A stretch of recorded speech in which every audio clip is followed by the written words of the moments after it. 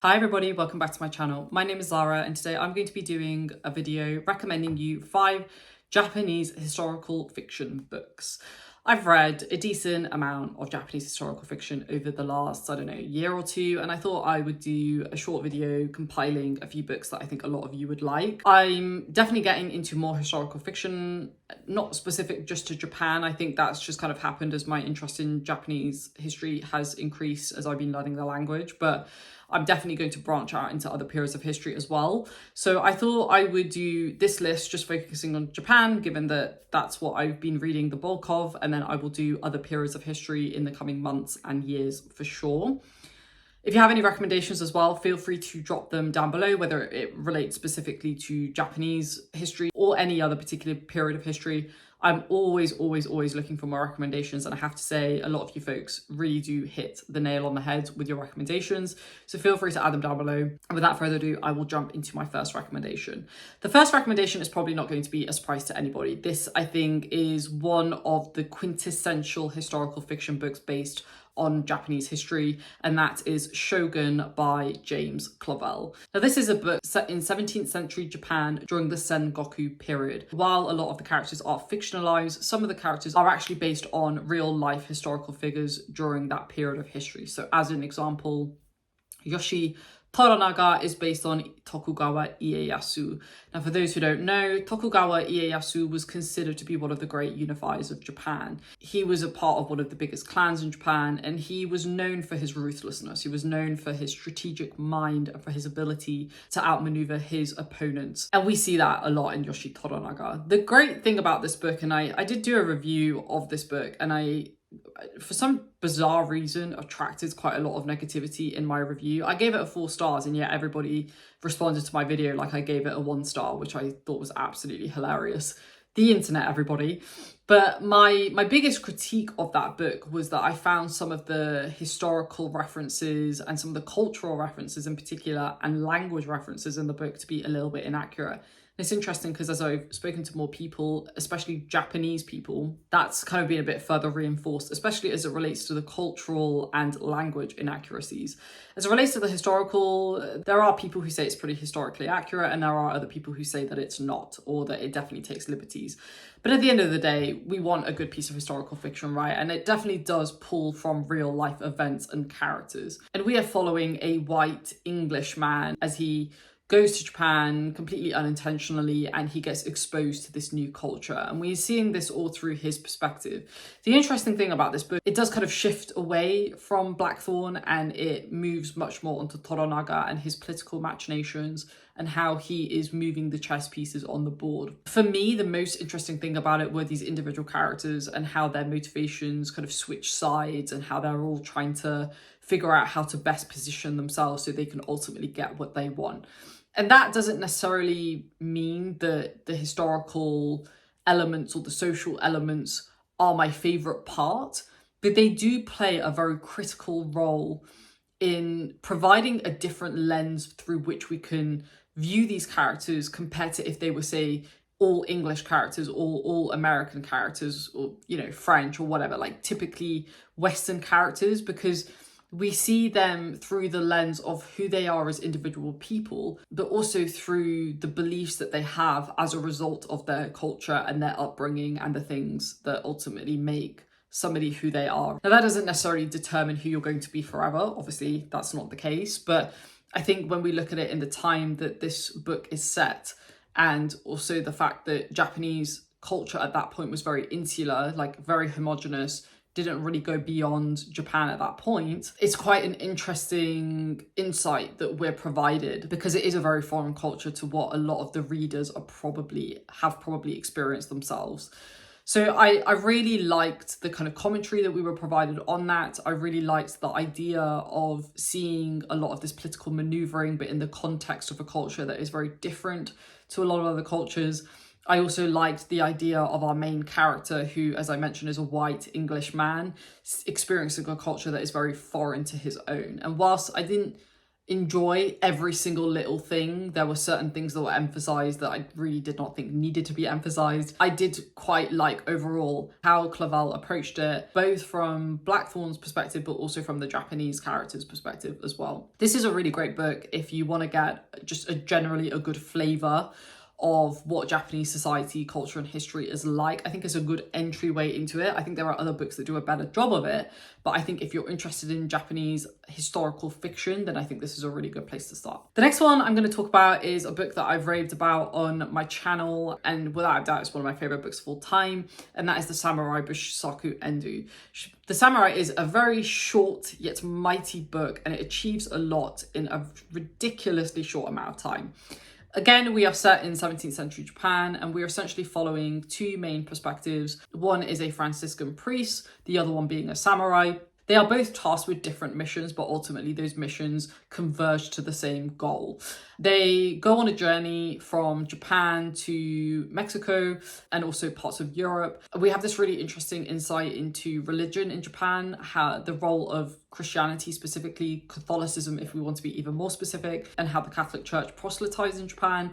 On the samurai side, we get a really interesting insight into how the Japanese obviously viewed the world beyond their own, because as I mentioned in Shogun, they didn't really leave Japan. So our main character, is one of the first Japanese to actually leave Japan and explore different parts of the world. And so we see his view of the world from the perspective of somebody who hasn't really left it. And so we get this really interesting dichotomy between our Franciscan monk, who has explored the world quite a lot and is pretty educated on it, but is also viewing that through the lens of religion, versus our samurai, who is looking at it through the lens of furthering his master's specific needs. And one of my favorite things, many things I loved about this book, but my favorite thing about this book that I talked at length about in my review is that we come to some really interesting conclusions about the role that religion plays and the role that hierarchy plays in kind of institutionals, whether that's a religious institution or a government institution, and how they're both run in very similar ways, even though one is, espousing or supposed to be espousing the word of God, and the other one is espousing the word of a specific ruler. I'm not going to go too deep into it, because if you want to hear more of my thoughts, you should watch my 30-minute review where I literally talked about this for so long. But if you're interested in the role of religion in Japan and how the role of religion has evolved over time, then I think this is a really, really, really great book to read, because even though you don't obviously see it in a modern context, you see the early beginnings of it, and you begin to understand why Japan has quite a large Christian population, and it's just absolutely fascinating. The other great thing about this book, similar to Shogun, is that it is very much a character study. Both of these characters go through so much in their respective stories and their respective journeys. And it's really interesting because they're both so, not stubborn, but they're both quite set in their ways at the start. And yet, even though they're so different, they almost both end up in the same place by the end of the book. And it's just absolutely phenomenal to see them both go through that journey and come to certain conclusions that are very similar, but they come to them in different ways, and they come to them individually as well. Absolutely fantastic. One of the best books I've ever read. Just absolutely exquisite. Strongly recommend it. The next one on my list is another one set in 17th century Japan, also during the Sengoku period. This is my final one during the Sengoku period. This is probably one of the periods of history that most people are interested about as it relates to Japanese history, because there's a lot that we have about it. There's a lot of literature that is written about it. There's lots of manga about it as well, and probably anime. So there's a lot kind of written during that period of history, and that is Musashi by Eiji Yoshikawa. This is set after the Battle of Sekigahara, which was a really critical battle that essentially decided the future of Japan's kind of direction. One of the great things about this book is that it's actually set on a person who existed in history, and that was a man who eventually went by the name of Miyamoto Musashi. For those who don't know, Miyamoto Musashi is considered to be one of the greatest samurai to have ever lived. He also pioneered multiple fighting styles. So as an example, a lot of samurai used to fight with only one sword, which was a long sword. Musashi, however, he decided to go and power himself up even more and would fight with two swords. So he would have a long sword, which is what you would call a katana, and then he would also have a smaller sword, which is what you would call a wakizashi. It was a smaller sword that would be tied to the obi belt, whereas the long sword would actually hang down from a cord. So he, you know, pioneered not only fighting with two swords, but he also had a very distinct style that combined multiple fighting styles that were pioneered at the time by other houses. And he kind of mishmashed them all together and created his own unique fighting style that kind of took the best parts from every single samurai school, essentially. And so he was kind of ahead of his time. You know, we follow Musashi in this book right from after the Battle of Sekigahara, where he's a very young individual. He's barely a man at this point, and he's kind of figuring out what he wants to do with his life. We then kind of go on this journey with him all the way through his 20s up until his early 30s, and we really see this person become the man, the myth, and the legend, Miyamoto Musashi. The interesting thing a lot of people don't know is Musashi's name was actually Musashi from the start. His actual name before he changed it was Takezo, and we see him from his, you know, time as Takezo then evolving into Miyamoto Musashi. And the interesting thing is, while this is a story that is very much focused on him, we also get a lot of interesting insight to other people that he crossed in his life. So as an example, there's a really wonderful female character, Otsu, who essentially loved him and, you know, one could argue was the love of his life eventually. It's not really a spoiler because it's something that you kind of figure out right at the start of the book. And so we see also the kind of role of women in Japanese society at that point through Otsu's character. We also get another really interesting character who is quite a well-known historical figure, and that was a man who went by the name of Kojiro. And Kojiro was essentially Musashi's main rival, and he was considered to be, at that time, the greatest samurai to have ever lived, and Musashi ended up defeating him. And, you know, they had a pretty interesting rivalry. And the interesting thing about them two is they came from such different backgrounds. You know, Takezo was pretty poor, right? And he didn't have a ton of money and he didn't have a ton of opportunity, whereas Kojiro came from a very wealthy family and he went to a formal school and he got formal training in how to sword fight, whereas Musashi didn't have that privilege. He kind of had to figure things out himself, and in some ways that actually made him a stronger individual and, you know, ultimately led him to beat Kojiro.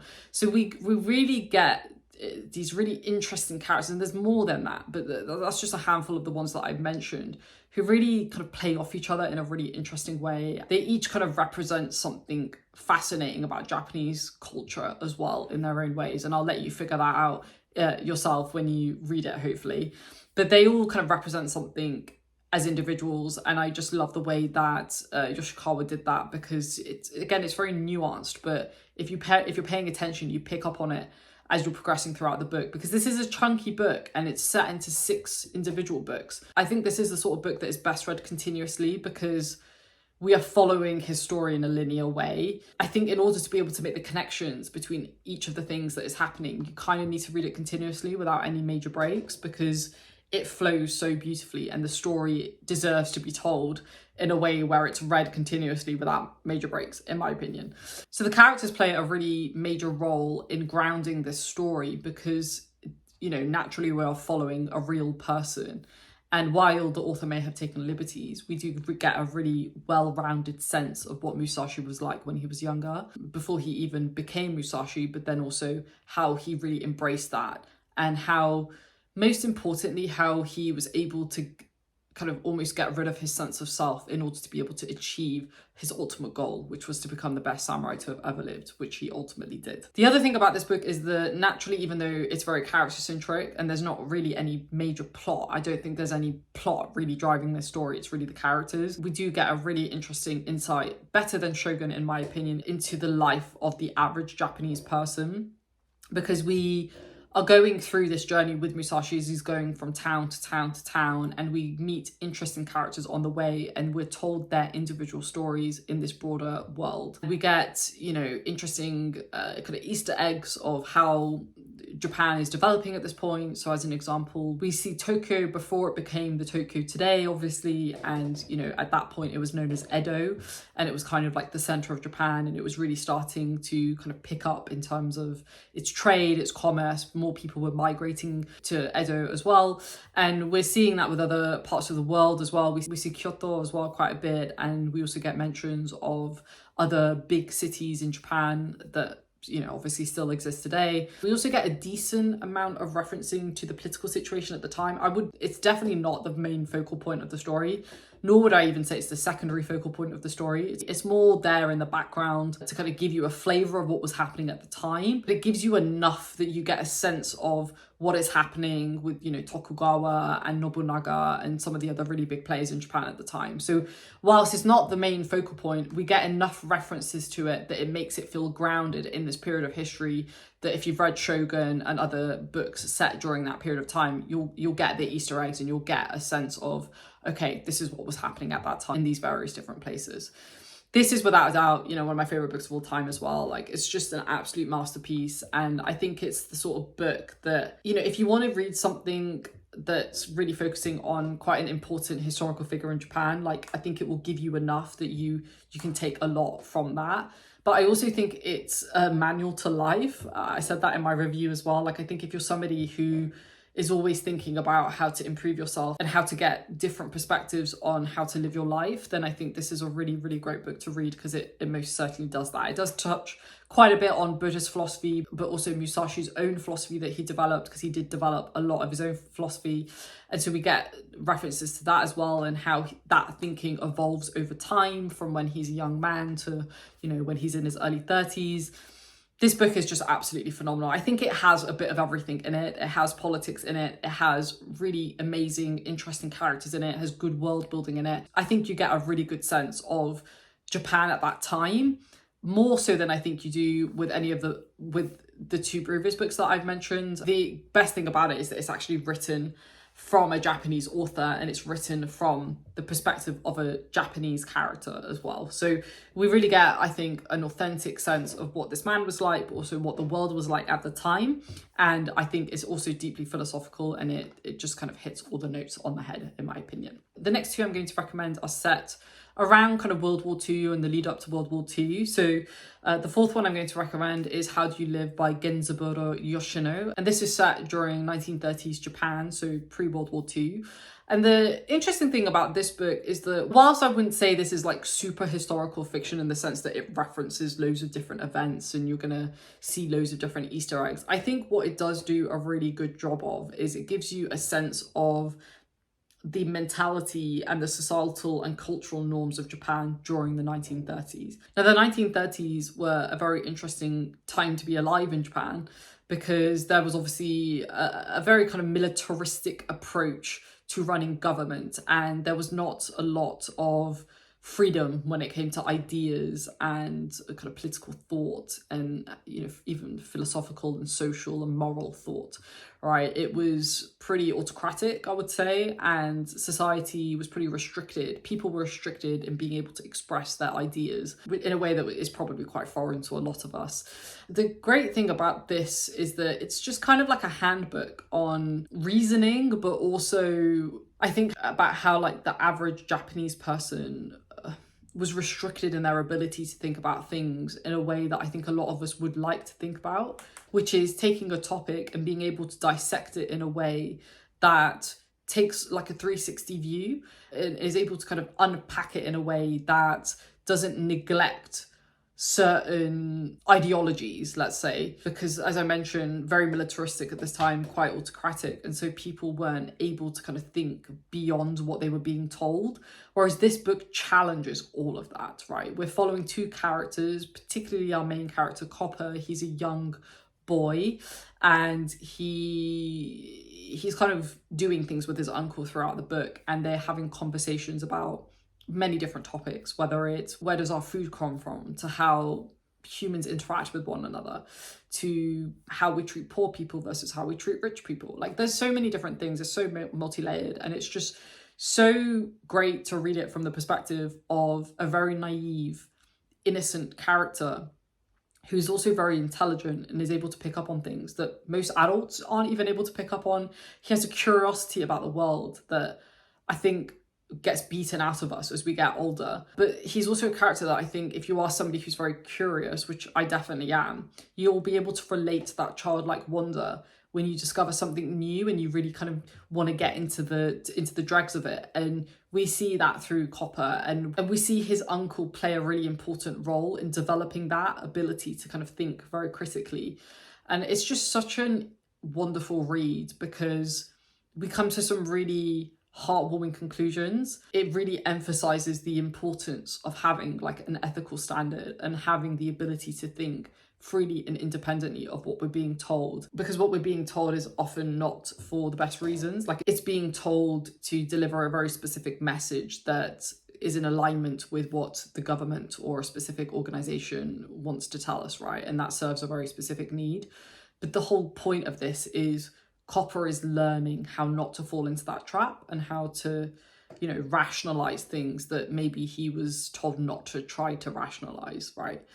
And it's just such a interesting kind of dichotomy, I think, to what was happening at the time. And while it doesn't talk about it super directly, again, I think if you have even that little bit of context that I gave about what was happening during that time, it does provide a really interesting insight into what the average Japanese person would have had to have gone through in order to be able to think like Copper does and his uncle does. It's almost about like, how can you uncondition yourself to look at the world in a way that is different to what a certain group with an agenda is telling you to think. And I think that's such an important message, especially today. There's so many lies and there's so much misinformation that is being spread. Like there's so many examples that I could give you that are happening right now in the UK, also in Palestine, also in the US. There's so many examples. And I think more than ever, people need to develop the ability to think critically and to think independently of what is being told them by certain groups of people who have a very specific agenda. And I think that's the real conclusion that I reached from this book, amongst many other conclusions. And I think that's very much reflective of the time that the book was written. So even though it's not necessarily like super historical fiction, I think it's important and I think it's a good read because it gives you a sense of what was happening at the time through what Copper and his uncle are saying. So definitely pick this one up if you're looking for something a bit different. That's also a bit philosophical as well, because I think it gives you insight into what the average Japanese person was thinking probably around that time. Last but most certainly not least, I'm going to recommend a book that is actually written by a Korean author, but it is set mostly in Japan, and that is Pachinko by Min-Jin Lee. This is set in two main time periods. It's set in the 1910s, but then also in like the late 1980s as well. So we do have a kind of time jump. This is very much a multi-generational story where we're following our main character at the start, but then we're also following the generations that come after her. And this one is really interesting as well, because this is set during the Japanese occupation of Korea. But quite a bit of the book is also set in Japan as well. It's also kind of the lead up to World War II as well. So it kind of reflects the uber militaristic, autocratic ideology of the time. But this is an interesting one because it's told through the perspective of a different nationality who were living in Japan during a time where Korean people were treated as second-class citizens. There was a lot of racism and mistreatment of Koreans at that time.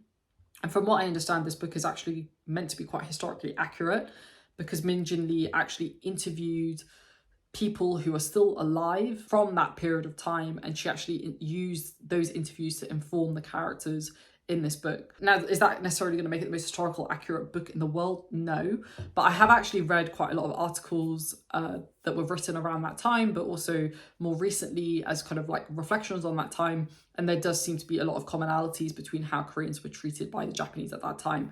So I do think this one is really good because I think it gives you a real stark look at what Japanese society was like at that time. Not even just for Korean people, but also for Japanese people too. Like, it wasn't a fun time for anybody, obviously, given what was happening. But there was a lot of division and hate and racism. When you think about it thematically, it's a really good one because I think a lot of those themes are still relevant today, and it goes to show that we still haven't learned our lesson, and we probably never will, because humans are idiots and we seem to keep falling into the same cycles every 50 years or so. It's such a heartfelt story as well because it's a very character-driven story too. There's no, like, again, major plot. None of these books, I would say, have any real major plot. They're all kind of character studies, and they're all quite philosophical and also quite socially and culturally aware as well. Pachinko, we're following our main character Sunja, and then we follow other characters later on. And it's about her struggle as a Korean woman trying to survive, basically. It doesn't hold back. Like, it's quite grim. And I've always said this book is a story for immigrants. Like, if you are a first-generation immigrant, a second-generation immigrant, a third-generation immigrant, then this is a story that I think will deeply resonate, because it really talks about that struggle, about trying to lay down your roots in a place that doesn't actually welcome you and that doesn't actually feel safe. And, you know, I'm talking about that now in the 21st century, where I don't know when this video is going to go live, but we just had riots, race riots for a week, where very, very right-wing people were attacking brown and black people just because of the colour of their skin. So again, it serves a very stark reminder, I think, that we, for some reason, like to focus on what makes us different, even though there's so many things that unite us. And I think, again, that's kind of what I took from it, is that this is a story of struggle and perseverance, but it's also a commentary. And I don't know if that was necessarily the intention, but it's definitely a commentary on how we are just reliving the same things over and over again, whether you're Japanese or Korean, you know, Asian or English, you know, it's beside the point, really. But the point is that there are always people going to be focusing on what makes us different, because that serves a very specific narrative. But the thing about that narrative is that it only serves a very specific group of people who benefit from it.